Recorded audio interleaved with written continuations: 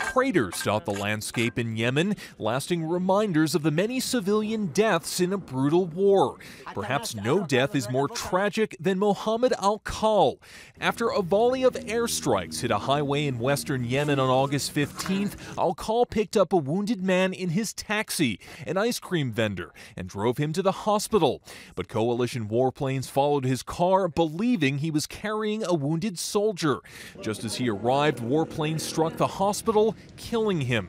The charred remains of Al-KHALS' car still sit near the blast site. He leaves behind a wife and 8 children. He was burned, trapped in the taxi. We didn't know until night. They told us he was completely charred. In all, 19 people were killed and 24 were injured in the hospital bombing. The hospital's director calls it a war crime. The coordinates of the hospital are with the coalition every day and up to date. And despite that, the hospital itself was hit. Saudi Arabia launched a coalition campaign following the overthrow of Yemen's internationally recognized government by Houthi rebels. Saudi Arabia calls the rebels a proxy of its regional rival, Iran, and the kingdom has backed an array of military units and fighters against the Houthis. Nearly 4,000 civilians have been killed in Yemen since early 2015. An estimated 60% of those deaths caused by airstrikes from the Saudi-led coalition, according to the United Nations.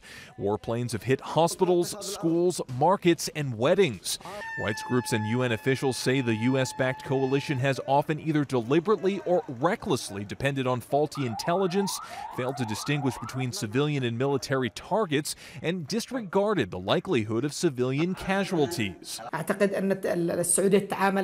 that Saudi Arabia is acting with nonchalance, as if the world had presented them with a blank check and told them these people are poor, their blood can have no effect on the greater world stage. The U.S. military says it does not make decisions on strikes or their locations and says the coalition should investigate any claims of violations. The coalition says it does its utmost to avoid civilian casualties and says the rebels often operate among civilians. In an interview with the Associated Press, the coalition's leader, a Saudi general, blamed the incidents on, quote, the fog of war.